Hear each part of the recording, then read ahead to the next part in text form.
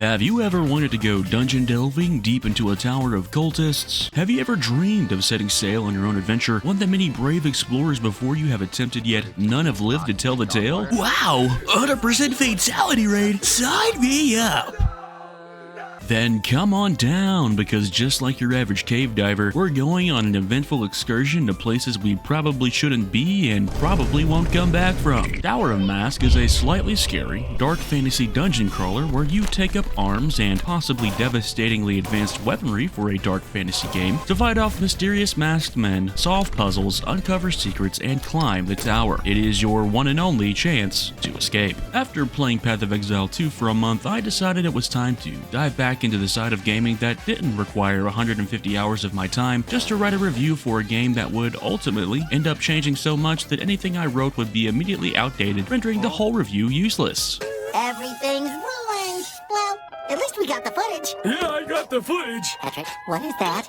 Oh, it's a camera. No, Patrick, this. Oh, that's a lens cap. Did you just put that on? No, I didn't want to lose it, so I put it there right before we started filming. I honestly don't know what I expected. I just wanted to play PoE 2, I'll be honest. Regardless, it's very refreshing to play a game of a much smaller, honed-in scale, a game that knows the strengths of its genre and plays to those strengths rather than just throwing 17 different interfaces in your face and calling it a day. When creating a new game, you have 3 character archetypes to choose from: the soldier, the devotee, and the bandit. The only difference between these options is the stat spread you get when you start out, with no other discernible differences. We'll talk about what stats do later, but don't stress it too much, as you'll level up throughout the game and gain stat points to further manipulate these numbers to your liking, just like every employer on Indeed posting job openings but not hiring anyone so that they can say they're growing to their shareholders and on the front page of their poorly optimized website. In addition to the options given, you have right below them the choice of difficulty, which for anyone who flunked out of first grade is how hard you want to make the game. After you've decided on your desired starting character and difficulty, you are required to give a name. Once you've done that, you can enter the tower. The Tower of Mask. I heard a strange rumor. It was a tale of a tower standing in a place unknown to man. It is said that there are dangerous, ancient ruins ruled by masked beings, but no one knows the inner workings of the tower. For the voices of those who set foot inside will never reach the outside again. You start off the game by falling, actually, straight down to the first floor, where it seems not many were as lucky as you to only take 12 fall damage upon landing. Once you get a grasp of your surroundings, you notice some scribblings on the wall. Upon closer inspection, the text reads, "They say that once you fall into this tower, there is no way out. If you wish to survive, you have no choice but to press on." You'll see a lot of wall text in this game, most of which are helpful in various ways. I would recommend reading all that you find because I'm not reading them all to you. Sorry, this isn't a pyrocynical video and this is not my full-time job. The best I can do is make a pun about how this must have been the medieval version of wallpapers. I am very sorry. As the first level of the tower, there aren't many threats here. Learning how the game works is your first and only priority. The game has a great way of incorporating dual wielding into gameplay, as you can't dual wield weapons, but you can hold utility items in your left hand and weapons in your right. You can have up to 3 of each equipped in your main hotbar slots, which, if you open your inventory using space, you can now access. In addition to this, you can also press Tab to open up your map. You can switch through left-hand hotbar items with the F key and right-hand hotbar items with the G key. The 3 item slots up top represent gear slots like belts, helmets, bracers, and the like. The middle 8 slots represent sockets that can be filled by smaller items like bracelets, necklaces, wristbands, smaller trinkets, and such. While we're on the topic, items will serve as a fundamental way to increase your power and progress within the walls of the tower. Armor and trinkets give stat boosts, keys and orbs unlock doors, and bags give an inventory size increase. You want to pick items up whenever you find them, especially especially bags, as there are a lot of items you will be picking up and needing throughout your journey. Who doesn't want to hold more items? Mules or camels, I guess. And here we have our first enemy, of which I was totally not jump scared by, nor was I scared of. The wooden mask is the first of many mask types abundant in this game. The wooden mask, as you can probably surmise, is the lowest on the proverbial totem pole, with no apparent extraordinary abilities other than having a rather large critical hitbox, of which you can only land if you hit the weak spot on a masked individual. In this case, the weak spot is his entire face. Combat, like everything else in this game, operates on a grid system. If you or an enemy swings a melee weapon while the target is outside the typical 1 to 2 tile range, it will not hit them. The game, however, operates in real time, which introduces a layer of real-time dodge and weave Dark Souls gameplay that is frankly quite fun. The words of a great hero echo in my mind. Extinguish the flames. The darkness lies the path. Unmanaged, brave. With our torchlight gone, we can now see a hidden button in a wall. These hidden buttons are found all throughout the tower, opening doors that would be otherwise inaccessible, proverbially and literally, and you'll need to keep your eyes peeled for any as you venture through it. Puzzles are aplenty in this game, and you'll need to keep your eyes keen and peeled for buttons, levers, and pulleys in perpetuity. Most of the time, they can be spotted even in light once you get an eye for them, but for now, you'll probably only want to use your medieval nightlight when you really need it, or you'll risk missing something important. The night is dark and full of terrors, blah blah blah blah blah. I know, it's dark, but you'll have to get over it or die trying. Items do have durability and thus durability loss, so ensuring you have enough item durability on your weapons and light sources before you take on a fight is a crucial skill to learn if you plan on getting ahead. Haha, get it? Ahead? I mean, it's a mask, but you wear them on your head, so along your journey, you'll see a lot of mask shrines. These mostly only serve as lore, but it's cool to see bigger up-close versions of these masks without the risk of getting slapped, I suppose. I mean, if you want to see this thing up close, go ahead, by all means. I won't be standing close enough to stop you, I'll just be over here, existing at a generous distance. I suppose now we can get into stats. Stats are awarded upon equipping items and leveling up, obviously.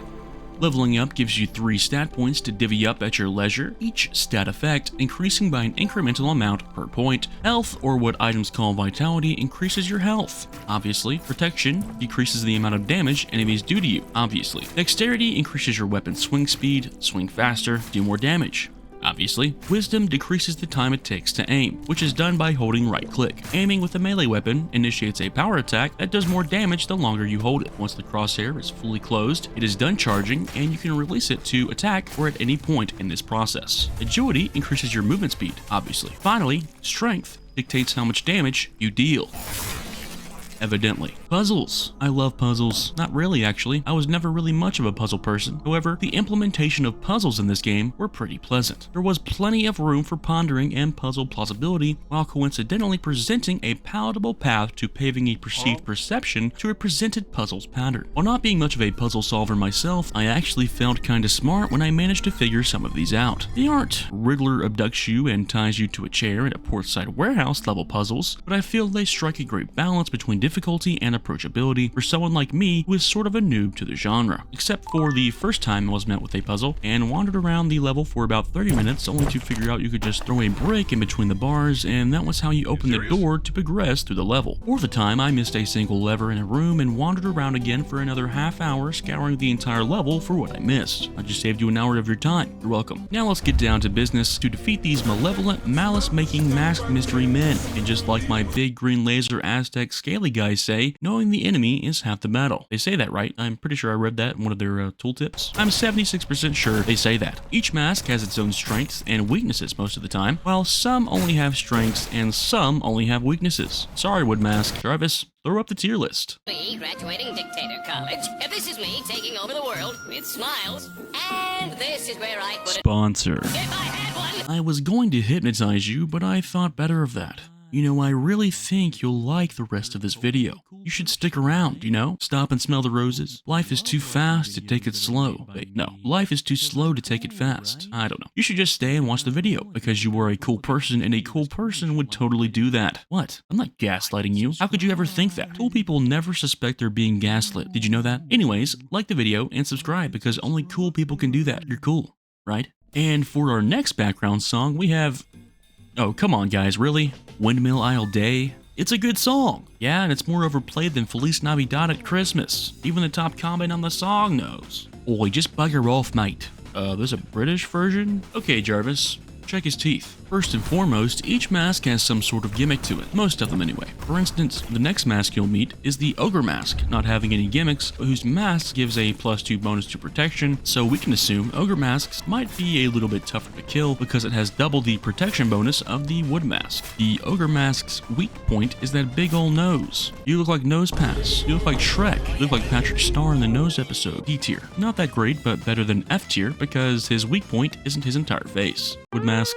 You already know where you're going, little bro. Next on the list, we have what I like to call the Jump Scare Mask. The mask I used for the thumbnail and arguably the face of the game, as he is the most iconic for how early you meet him. Formerly called the Mask of Screams, he is completely invisible to you if you are more than 2 blocks away from him and becomes visible once you enter that 2-block radius. His special ability is, as the name I gave him implies, to teleport behind you and jump scare you. A good rule of thumb, barring that you're not in a weird spot, is that he will always teleport directly behind you. So if you're in an open area, once you hear that scream, you can just move out of the way of the follow-up attack and reposition. While you will encounter every mask at the higher levels, this mask scales well at those higher levels when masks wield more dangerous weaponry, and as his ability is very unique and honestly great in both the theatrical sense and in combat scenarios. Also, he is just my personal favorite. Once you know his attack pattern and his critical hit point, which is around the center of his face, he is rather easily dealt with. S tier, easily. Well balanced, unique, and fun. Next up, we have the Mask of the Dead, or the Corpse Mask. The Corpse Mask is one of the more annoying enemies as he has a swarm of locusts crowding his mask like taxes on the dollar at all times, except for when he swings, which at that point, the locusts will migrate from his face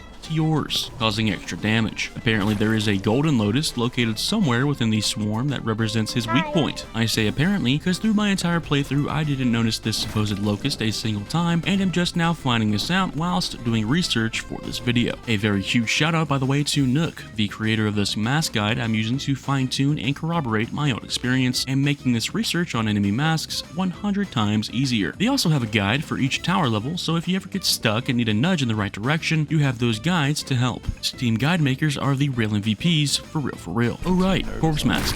C tier. Ugly, annoying, hard to crit. Next up, we have the Mask of the Blue Ogre. I don't have a whole lot to say about this guy, as he was probably the least memorable, while also being the mask I saw the least in the game. He doesn't really do anything different, he just looks like a watermelon that was DNA spliced with a piranha. Also, if it's called Mask of the Blue Ogre, shouldn't he be blue? His weak point is his mouth. B tier. The Deer Mask is another mask that doesn't really have any unique mechanic, a trait he shares with most of the early masks. Although I will say, for me personally, he did represent a jump to more dangerous weaponry as he tends to wield weapons like spears and shields, and he is pretty quick to boot. The giant mask version of him was pretty scary. B tier. Now it's time for the more unique and dangerous masks. Just like any horror or horror adjacent dark fantasy or dark fantasy adjacent game rooted in ancient Japanese mythological origins, it's time to get esoteric. The Mask of the Lithotope, an area of relatively uniform sedimentary deposition. Okay.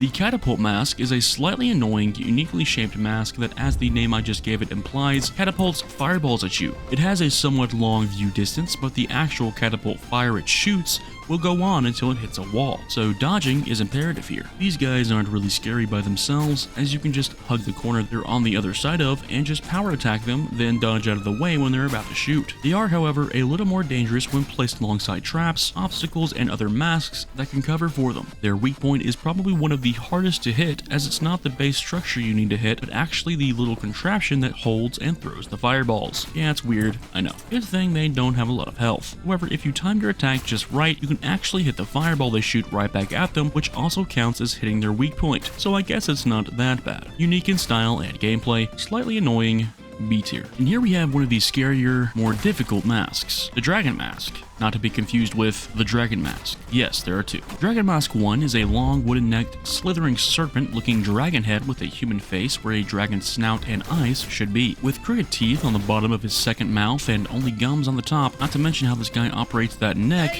this dude is freaky. Barring his looks, he is also a bit harder to fight than the early masks, as his weak point just so happens to be that human face up top. He uses these absolutely absolutely bewitching gums attached to that rather forthcoming elongated snake head to slither in an extra attack like it's Harry Potter. When these guys use one-handed weapons, they are rather easy to deal with, but if you see any of these later masks with two-handed weapons, you're in for a decent fight. Love the design, is never not scary, drops horns for puzzle solving, S tier. And back to annoying. The Swamp Dude mask is a mask that isn't really scary, just kind of annoying. He only has one ability, but that one ability is very effective at shutting down your movement options, especially in tight corridors. Once charged, this guy basically dedicates an entire tile as tribute to the homage of the deep-fried Oreos he had from Sheets yesterday, causing noxious deep-fried fart gas to spawn at the location of his choosing, greatly hindering the vision and wellness of any individual caught in his booty bog blast. I want to say his weak points are the bamboo shoots coming out of his eyes and mouth, but your guess is as good as mine. F is for fart tier. Mask of Silence is a very cool mask that can be pretty scary at times, as his signature ability is to phase through walls, which got some good jump scares out of me. Not to mention the fact that these guys are hardly ever caught dead with bad weapons, usually wielding pickaxes or even great axes, making them a very real threat in any encounter. If you're not careful and start a fight too early, these guys can and will rotate out of the jungle and gank you like you were a mid laner who didn't buy vision. Their weak point is their entire face though, so it's well balanced, as all things should be. A tier. The Clown Mask, the guy who was also in the thumbnail but in the background, is great at living up to his name, as his mechanic allows him to place bear traps that do damage and trap you. This would be devastating news if not for the fact that if you just avoid the traps, he and his allies will walk into them themselves. When something is trapped, he will laugh, causing a little face to appear inside of his little face. Hit that face and you will have found his weak point. Some masks evoke fear, or at the very least mild discomfort when you round a corner and see that you have to engage them. With the Clown Mask, it's more of a sigh of relief. This guy hinders his companions more than he helps them and makes a fight with him in it rather easy if you're mindful of your positioning. Apparently, if you hit the trap while he lays it down, it will activate,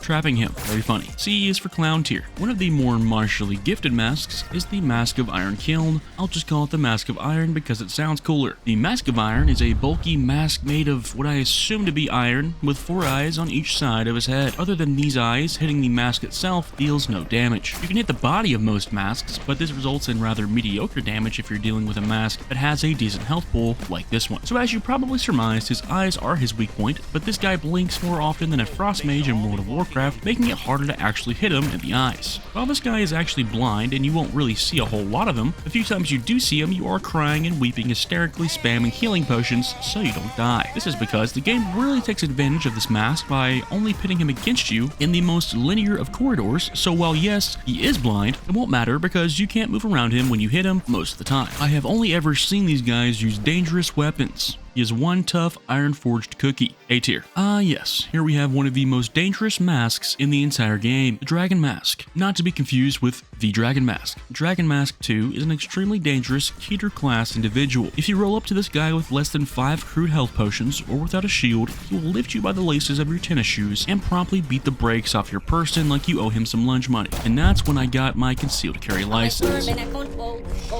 Oh, and here's a clip of me fighting one only for it to die because it got teleported to a spot that was already occupied by me. The first Dragon Mask 2 I fought could walk through walls and was insanely fast. I don't think they can all do that, but what they can do is bite you and breathe fire on you. So regardless, it is an easy S tier for me. Bro is literally King Von. His weak point is his mouth when he opens it, I think. The Mask of Orb is kind of mid, to be honest. I'm not sure if he's supposed to blind you or what, but he didn't really have any crazy tricks up his sleeve, and I honestly felt like he was just a filler mask so you wouldn't have to face an entire floor of estranged war criminals when you got to higher levels. Not scary, not even really that unique or cool, to be honest. His weak point is somewhere around the middle of his perfectly radial circumferent face. Yes, that's right, I took math in middle school. Not to brag or anything, but I did pass without doing the homework. Barely. The Parasite Mask is the only mask in the game that cannot be worn. Whether this is because putting a parasite on your head is probably not the best idea, or that the parasite head just rejects you as a host, which is kind of hurtful, not gonna lie, I do not know. What I do know is that what he does drop are little blue and purple orbs that serve as keys to open doors later on in the game, so keep those blue balls handy. The Parasite Mask is pretty much the same as the Catapult Mask, except he fires faster, and the later versions that drop the purple balls actually can call back the spells he shoots like Aussie Wizard boomerangs, making groups of them kind of a mess to deal with. As you can probably guess, the mask's weak point are their balls. I am covering both blue ball and purple ball parasite masks in this section, as they really do share a majority of similarities. B stands for balls tier. Also, an Australian wizard being able to boomerang the spells they cast would be an insane power. Also, Here's a clip of me getting actually stuck on floor 5. Don't ask me how it happened because you're seeing it on screen right now. I refuse to elaborate further lest my gaming prowess be called into question. The third final mask we are covering today is the fairy mask. This guy put on a mask and turned into an actual fairy. Get real. This bloke is rather resilient for how microscopically sized he is. Like the ant, this little guy can apparently punch up pretty well, as his attacks do just as much, if not more damage than a lot of the masks in this game. If that doesn't dissuade you from trying to pet him, then I guess you'll just have to learn the hard way. Even hitting him with a giant axe is hard as he is tiny and likes to float around and be annoying like other fairies in popular media tend to be. I think they really get a kick out of it if you ask me. His weak point is that goofy little face of his. Groups of these guys are extremely dangerous. A tier. The Mask of the Eight-Forked Serpent, or the Mask of the Hydra, is also a very dangerous and capable foe. As the second to last mask you meet in the game, he will always wield dangerous weaponry. He can attack with all of his heads, and fighting this guy without a shield is like playing a strength build in a From Software game. Ah, STR build, you are my darkest soul. The weak points on this guy are his many heads. When one is hit, it will fall off, which in my experience actually makes it harder to hit the rest of the heads, which I guess makes sense. Dangerous, but I'm not a huge fan of the visual design. A tier. Finally, we have the Mask of the King. The Mask of the King is basically a JoJo character given life through code, as his mask takes the form of a stand guarding its stand user, defending and aiding him in battle. The mask is hard-hitting and quick, making his weak point rather difficult to hit, as it is the little shining tiara sitting atop his goofy head. Having twice as many torso limbs as any normal human adjacent being should, he wields twice as many weapons a normal human adjacent being typically would, using 2 physical weapons on the bottom half of his quadrupedal torso and dedicating the top half to casting spells. He swings hard and plays hard, but he is actually a sore loser, and when he loses, he takes his stand user with him in death and then dissipating into nothingness so that he doesn't have to take responsibility for his actions. Not very sportsmanlike behavior if you ask me. Great design all around. JoJo reference equals automatic S tier. There is a final boss in this game, but I'm not covering him as he is the final boss and you only meet him once. So, Tower of Mask is an amazing game and I had a ton of fun playing it. While the playtime was about 8 to 9 hours, the game was definitely a great introduction to the old-fashioned dungeon crawler genre for me, and I thoroughly enjoyed it. I didn't talk about the secrets, puzzles, or the final boss because, for one, this would be an insanely long video to watch and make, but I also wanted the game to still feel new to those of you that want to actually play the game after watching this. If I had to give it a rating, I'd give it an 8.5 out of 10. A great game from start to finish. And here we are, at the end of the video. If you got to the end of this video, congratulations, you are officially awesome and I deem you worthy of the Honcho's huge stamp of approval. Sorry, I was on a tight budget, so you'll have to imagine it on your shirt or something. Anyways, thanks for watching and I hope you have a great day.